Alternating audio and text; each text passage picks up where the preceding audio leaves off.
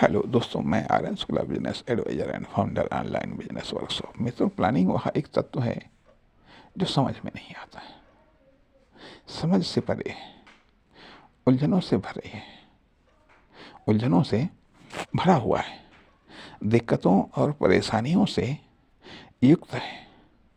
क्योंकि प्लानिंग क्या आइडिया पर डिपेंड है, प्लानिंग उपलब्धता पर डिपेंड है, प्लानिंग कल्पना पर डिपेंड है, प्लानिंग संभावनाओं पर डिपेंड है, प्लानिंग किसी पार्टिकुलर इंफॉर्मेशन पर डिपेंड है। किस पर प्लानिंग डिपेंड है? क्यों प्लानिंग करें? क्यों प्लानिंग करें? क्या प्लानिंग का टारगेट से कोई संबंध है? क्या प्लानिंग का टाइम से कोई संबंध है? संबंध है। आखिरकार प्लानिंग किससे संबंधित है और प्लानिंग से कौन कौन से तत्व संबंधित हैं?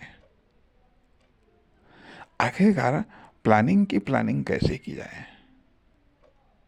प्लानिंग की प्लानिंग कैसे की जाए? अर्थात क्या है, जिस तरीके से बिजनेस बिजनेस के दो रूप होते हैं, बिजनेस मल्टीप्लाई बिजनेस बराबर बिजनेस। तो प्लानिंग प्लानिंग मल्टीप्लाई प्लानिंग बराबर प्लानिंग। अर्थात तो प्लानिंग के लिए भी प्लानिंग करनी पड़ती है, प्लानिंग के लिए भी प्लानिंग करनी पड़ती है। अब यह प्लानिंग के लिए प्लानिंग करना करना ये किस प्रकार का एक्शन है? प्लानिंग के लिए प्लानिंग करना ये किस प्रकार का एक्शन है? कैसे प्लानिंग की जाए? क्या प्लानिंग की जाए? अपने आप में एक सवाल उठता है, आखिरकार प्लानिंग प्लानिंग का की इम्पोर्टेंस क्या है? और यदि हमारे पास में कोई प्लान ही नहीं है, कोई एक्शन प्लान ही नहीं है, क्या एक्शन प्लान है? क्या इसके एक्शन प्लान के अलावा भी कोई अन्य प्लान होते हैं?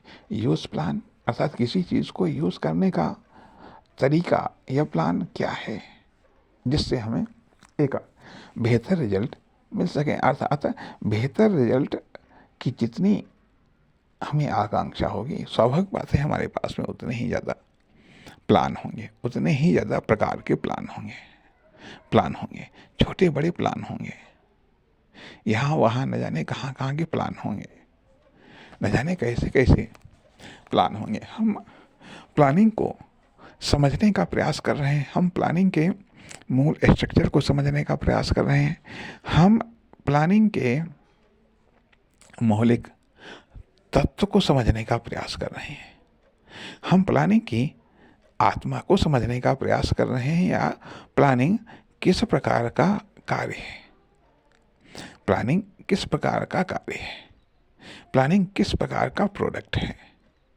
प्लानिंग किस प्रकार की परिकल्पना है, प्लानिंग किस प्रकार की संरचना है, प्लानिंग किस प्रकार की अवधारणा है, प्लानिंग किन मान्यताओं पर आधारित है, प्लानिंग के लिए क्या चाहिए, प्लानिंग के लिए क्या चाहिए। यदि प्लानिंग न हो तो यदि प्लानिंग न हो तो युद्ध में रणनीति क्या है? प्लानिंग है। वास्तव में युद्ध में रणनीति एक प्लानिंग है, एक प्लानिंग है। अर्थात किसी क्या अटैक के लिए प्लानिंग होती है, सेफ्टी के लिए प्लानिंग होती है, सक्सेस के लिए प्लानिंग होती है, प्लानिंग होती है। आखिरकार प्लानिंग का महत्व क्या है? प्लानिंग का वजूद क्या है? प्लानिंग का अस्तित्व क्या है?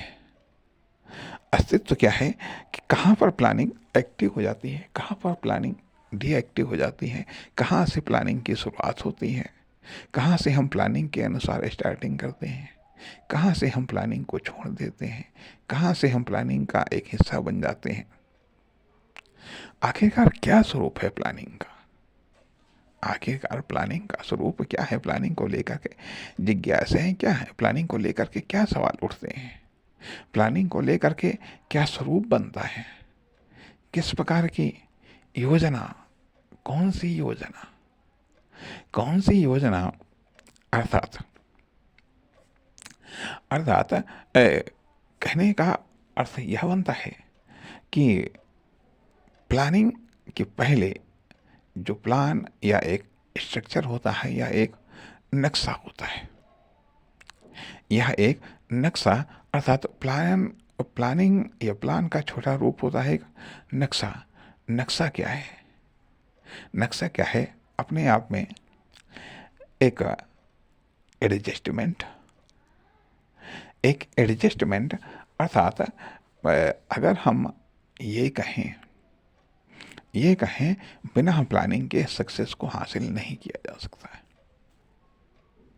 बिना प्लानिंग के सक्सेस को हासिल नहीं किया जा सकता है या बिना प्लानिंग के मंजिल तक नहीं पहुंचा जा सकता है। प्लानिंग के द्वारा ही हम मंजिल को पहुंच सकते हैं। साधन संसाधन होने के बावजूद भी यदि हमारे पास में प्लानिंग नहीं है तो हम अपनी मंजिल तक नहीं पहुंच सकते हैं, हम अपने उद्देश्य को प्राप्त नहीं कर सकते हैं। इसलिए प्लानिंग उद्देश्य या मंजिल तक पहुंचने का एक रास्ता है। प्लानिंग उद्देश्य या मंजिल तक पहुंचने का एक माध्यम है। प्लानिंग साधनों या संसाधनों के द्वारा उद्देश्य या मंजिल तक पहुंचने का एक माध्यम है। किस प्रकार का माध्यम है? प्लानिंग गाइड करता है, प्लानिंग दिशा निर्देश करता है। प्लानिंग गाइड करता है, प्लानिंग दिशा निर्देश करता है। प्लानिंग के अनुसार साधन या संसाधन का इस्तेमाल होता है। प्लानिंग एक रोड मैप है, प्लानिंग एक ट्रैक है, प्लानिंग एक रोड है, प्लानिंग एक रास्ता है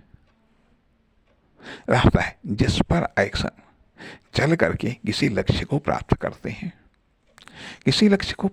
हैं। अब प्लानिंग कहाँ पर नहीं होती है या कौन सी चीज़ें प्लानिंग के दायरे में नहीं आती हैं अर्थात किसी भी कार्य को जब हम प्लानिंग के साथ में करते हैं तो उस कार्य में समय, साधन और संसाधनों की बचत होती है। नहीं तो समय, साधन और संसाधन बर्बाद होते हैं और तब भी उस कार्य को हम पूर्णतः नहीं कर पाते हैं। इसलिए कार्य को सही तरीके से करने का तरीका प्लानिंग बताता है या प्लानिंग दर्शाता है। अर्थात प्लानिंग में किन किन चीज़ों को सम्मिलित किया जाता है, प्लानिंग कौन करता है। प्लानिंग कौन करता है अर्थात जैसे कि थोड़ा सा और स्पष्ट सोचने के लिए कि जब इकोनॉमिक्स में पढ़ाया गया कि योजना आयोग जब देश आज़ाद हुआ उसके बाद में योजना आयोग अर्थात प्लानिंग कमीशन का गठन हुआ।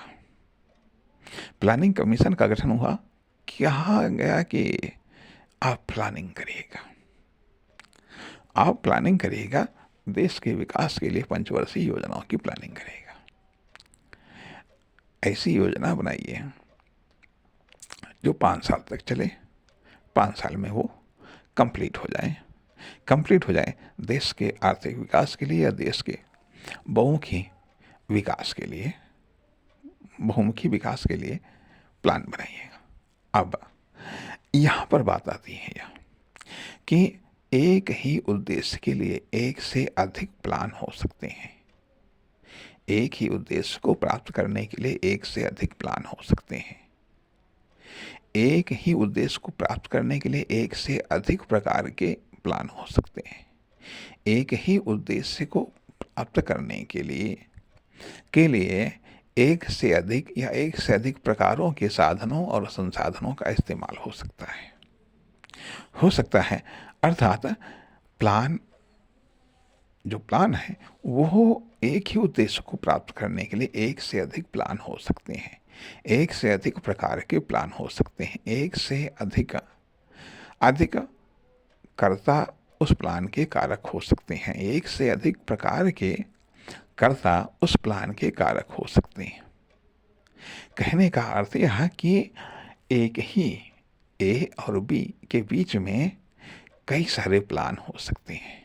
यदि ए बी तक पहुंचना चाहता है तो ए के द्वारा बी तक पहुंचने के कई सारे प्लान हो सकते हैं और उन प्लानों में अलग अलग साधन या संसाधनों का इस्तेमाल हो सकता है, अलग अलग कास्ट का इस्तेमाल हो सकता है।